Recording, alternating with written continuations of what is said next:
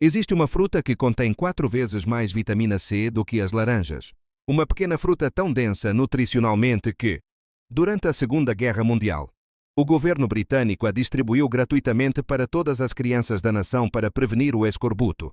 Ela salvou uma geração inteira da desnutrição enquanto os submarinos alemães bloqueavam as importações de alimentos. E na América, o governo federal gastou milhões caçando-a e envenenando-a até a extinção.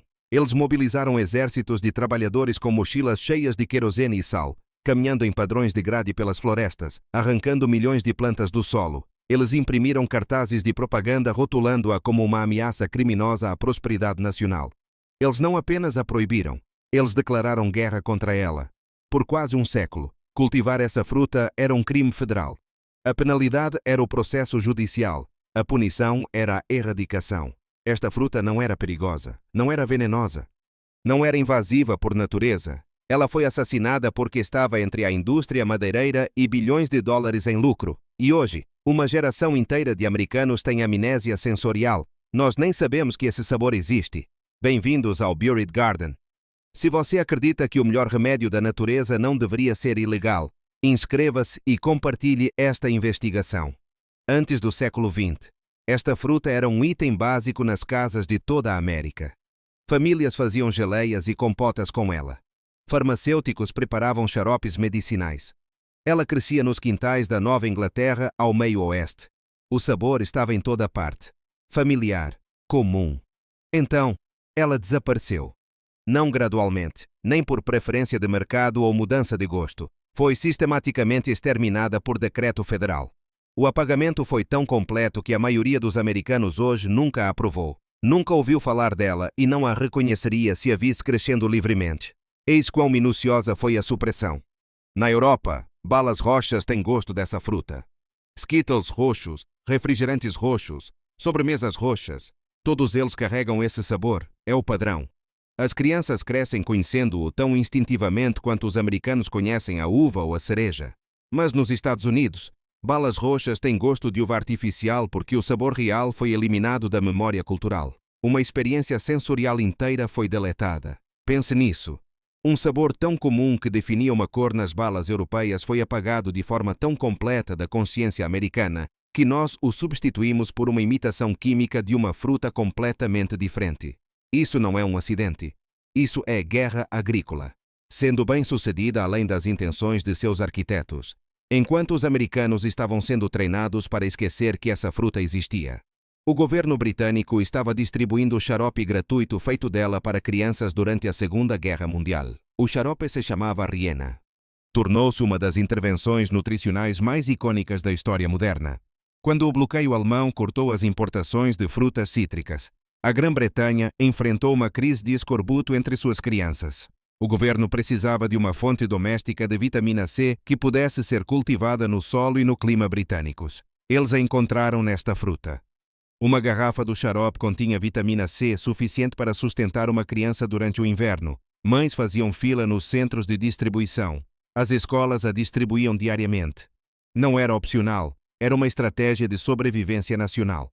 Uma geração inteira de crianças britânicas sobreviveu à guerra com sua saúde intacta por causa desta planta. Enquanto isso, do outro lado do Atlântico, o Departamento de Agricultura dos Estados Unidos estava imprimindo boletins chamando exatamente a mesma planta de ameaça à prosperidade nacional e financiando sua destruição completa. A história começa no início de 1900 com a indústria madeireira americana. O pinheiro branco era a espinha dorsal da indústria de construção do país. Ele construiu as casas, as ferrovias, a infraestrutura de expansão, ajustado pela inflação. O comércio de pinheiro branco valia bilhões. Economias regionais inteiras dependiam dele. Os barões da madeira controlavam terras, controlavam políticos, controlavam políticas. Então, um fungo chegou da Europa, escondido em mudas importadas. O fungo era chamado de ferrugem do pinheiro branco, Cronardium ribeicola. Foi um pesadelo biológico para a indústria madeireira porque matava os pinheiros brancos lenta, metódica e economicamente. Mas o fungo tinha uma dependência fatal. Ele precisava de 2 hospedeiros para completar seu ciclo de vida. Ele precisava do pinheiro para se reproduzir, mas também precisava de um hospedeiro secundário para servir como vetor intermediário. Esse hospedeiro era o gênero Rice, groselhas e groselhas espinhosas. O fungo infectaria o pinheiro, liberaria esporos. Esses esporos flutuariam para as plantas raiz próximas e as infectariam. E então produziriam uma segunda geração de esporos que voariam de volta para os pinheiros, completando o ciclo. Sem as raízes, a ferrugem não poderia se espalhar eficientemente. Ela permaneceria localizada, controlável e economicamente irrelevante. Assim, a indústria madeireira enfrentou uma escolha: perder bilhões em lucros de pinheiros ou eliminar cada planta de raízes na América. Eles escolheram a eliminação e convenceram o governo federal a transformá-la em lei.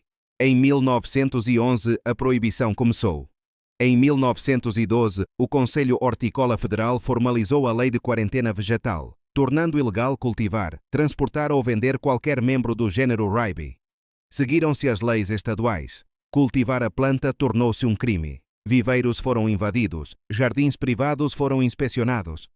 Se as autoridades encontrassem a planta em sua propriedade, poderiam destruí-la sem o seu consentimento. Mas a parte verdadeiramente insana foi o que veio a seguir. Proibir o cultivo não era o suficiente.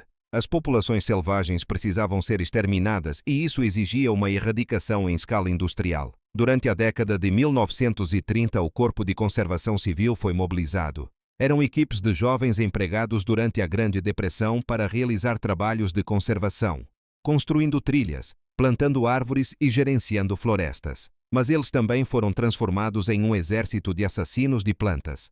Eles carregavam mochilas cheias de sal e querosene. Eles caminharam em padrões de grade por milhões de acres de floresta. Toda vez que encontravam uma planta de raiby, eles a arrancavam pelas raízes. Eles despejavam sal no solo para envenenar a terra. Eles encharcavam a área com querosene para garantir que nada cresceria novamente. Milhões de plantas foram destruídas manualmente. O esforço durou décadas. O governo federal gastou milhões executando uma fruta. Isto é o que aquela fruta continha.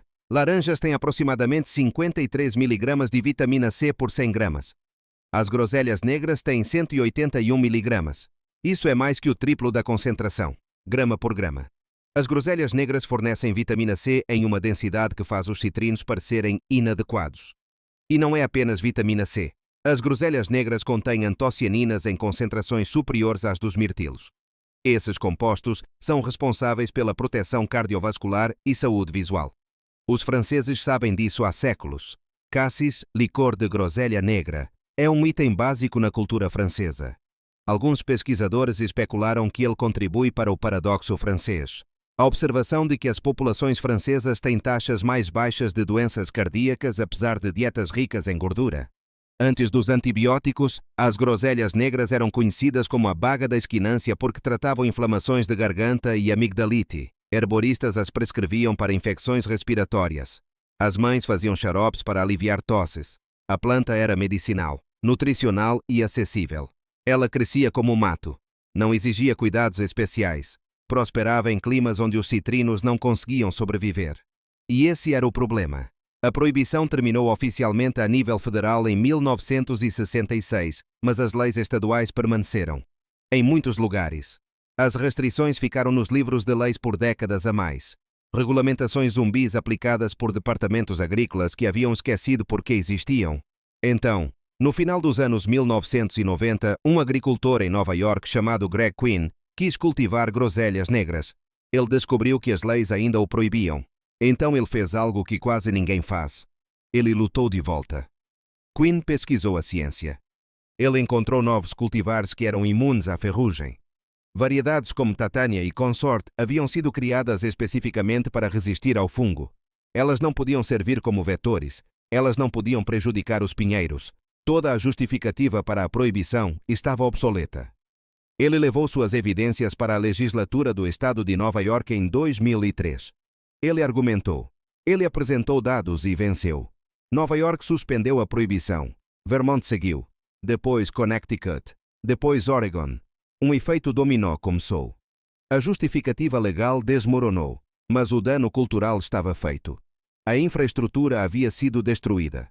Os agricultores não sabiam mais como cultivar groselhas negras. Não havia colheitadeiras comerciais porque as máquinas nunca haviam sido construídas na América. As cadeias de suprimentos não existiam. Os viveiros não as tinham em estoque.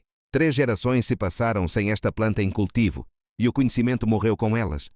Mesmo hoje, você não consegue encontrar facilmente groselhas negras frescas em supermercados americanos. Elas existem em lojas especializadas, às vezes congeladas, muitas vezes importadas. O sabor continua sendo estrangeiro para a maioria dos americanos. Mas aqui está o que importa. A planta ainda cresce. As groselhas negras são perenes, resistentes ao frio e tolerantes à sombra. Elas prosperam em zonas onde os citrinos morrem. Os caules são triangulares. As folhas têm um cheiro almiscarado distinto, que os detratores chamam de desagradável e os entusiastas chamam de complexo. As bagas parecem pequenas pérolas negras. Elas congelam perfeitamente, mantendo seus nutrientes indefinidamente. Você pode colhê-las no verão e ter uma fonte de vitamina C o ano todo sem transporte, sem milhas de alimentos, sem logística refrigerada. Elas crescem como ervas daninhas porque foi assim que foram classificadas por um século. A proibição nunca foi sobre proteger florestas. Foi sobre proteger os lucros da madeira. O governo escolheu ativos industriais em vez da saúde pública. Eles escolheram bilhões em receitas de madeira em vez de um superalimento de quintal. E eles foram tão bem-sucedidos que até agora, décadas após o fim da proibição, a fruta permanece quase invisível na cultura americana.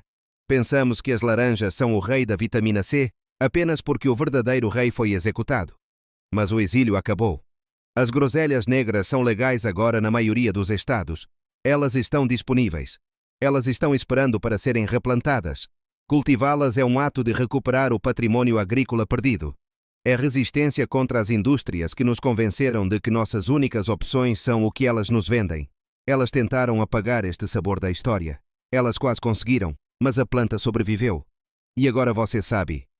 Plante um arbusto de groselha negra. Recupere a densidade de nutrientes. Compartilhe esta investigação. O rei retorna.